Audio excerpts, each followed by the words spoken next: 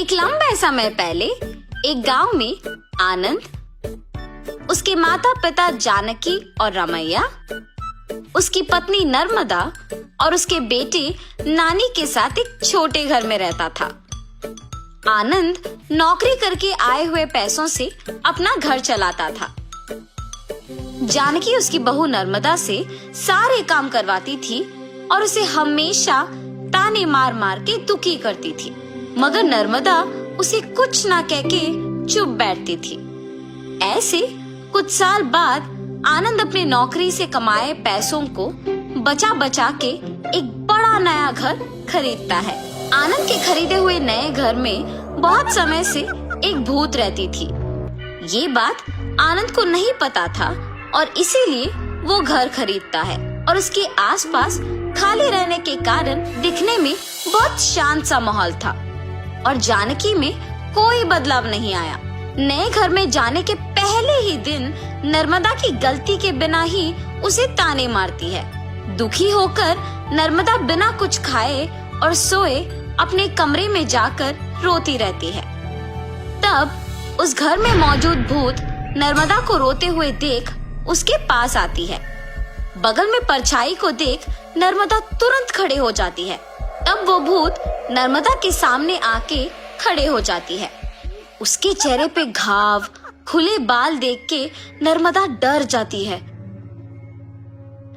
बाप रे, भूत भूत! डरो मत, मैं तुम्हें कुछ नहीं करूंगी। तुम हमारे घर में क्यों आई हो? तुम लोग ही मेरे घर आए। ये तुम्हारा घर है? हाँ, ये मेरा घर है। इसी में मैं मर गई। मेरे मरने के बाद ही तुम लोग यहाँ आए। ऐसे कह के अचानक नर्मदा में घुस जाती है।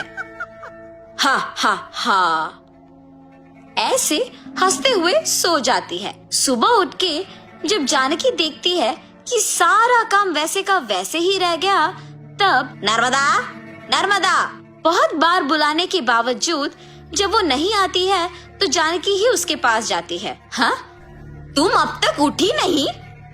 नर्मदा नर्मदा उठो! जानकी पास आके बुलाने पर नर्मदा जाग उठती है। उसकी आंखें बहुत लाल और डरावना दिखने के बावजूद जानकी उस पर ज्यादा ध्यान नहीं देती है। उठ गई? जाओ जाके सारा काम करके चाय बना के लाओ। मेरे ही सामने जोर से बात करके मुझे काम करने के लिए कह रही हो? ये कह के उसका हाथ जोर से पकड़ लेती है। नहीं, तुम कुछ मत करो। आज से सारा काम मैं ही करूंगी, मुझे छोड़ दो। जाओ जाके सारा काम करो। ठीक है ठीक है। ऐसे कह के जल्दी से सारे काम खत्म करती है। ये क्या सच में मेरी बहू है? इसके मुंह से कभी एक लफ्ज भी नहीं निकला और आज ये मुझसे सारा काम करवा रही है। तुरंत ये सब मुझे अपने बेटे को बताना होगा। और ऐसे अपने बेटे को सब सच बताती है। तब वो कहता है, जितना भी गुस्सा क्यों ना हो, ऐसे तो नहीं कहते हैं माँ। आप अगर उससे अच्छे से पेश आएंगे तो वो भी अच्छा ही रहेगी। उसके बारे में क्या मुझे नहीं पता? उसके बेटे का ऐसे बात करने पर जानकी कुछ नहीं कहती है और अपनी बहू से डरने के कारण वो सारे काम खुद ही करती है।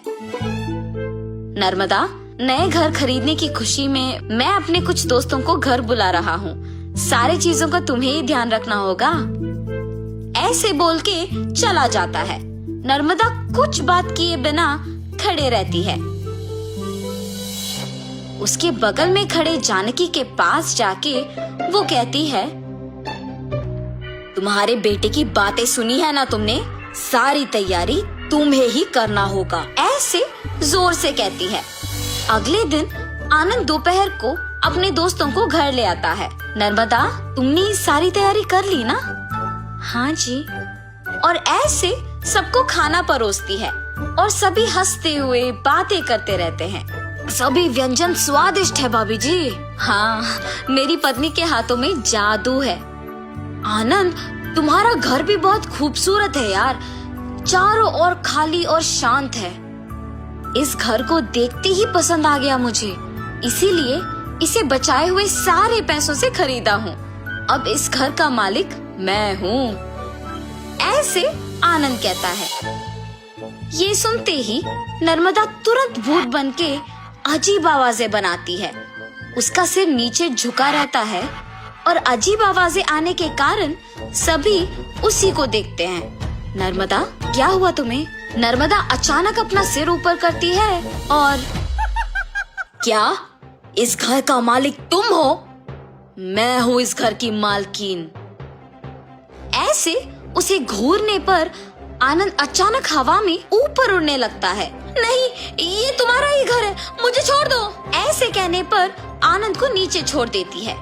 ये सब देख के घर के सारे मेहमान भूत भूत कह के वहाँ से भाग जाते हैं। नर्मदा जैसे उसे कुछ पता नहीं है अपने कमरे में जाके सो जाती है। आनंद, कम से कम अब मेरी बातों का यकीन करोगे तुम? तुम्हारी पत्नी में भूत घुसी है, भूत। देखो आज उसने क्या कर दिया।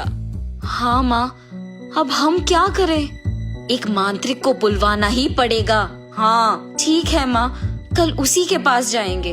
और ऐसे जब सब बैठे हुए थे, नर्मदा आती है और सभी डर जाते हैं। तब उन्हें देख कहती है, क्यों सब मुझे देख के डर रहे हैं? क्या हुआ तुम सबको? कुछ नहीं। अब आप तो कुछ भी कर सकते हो ना। क्या करना है मुझे? मैं जो बोलूँगा तुम नहीं कर पाओगी। मैं नहीं कर पाऊंगी? पहले बोलो। अच्छा, क्या तुम इस बोतल के अंदर घुस के वापस बाहर आ सकती हो? इतना ही, और मैं ये नहीं कर पाऊंगी? देखो। ऐसे बिना कुछ सोचे समझे नर्मदा में घुसी आत्मा अचानक उस बोतल में घुस जाती है और तुरंत जानकी उस बोतल का ढक्कन बंद कर देती है।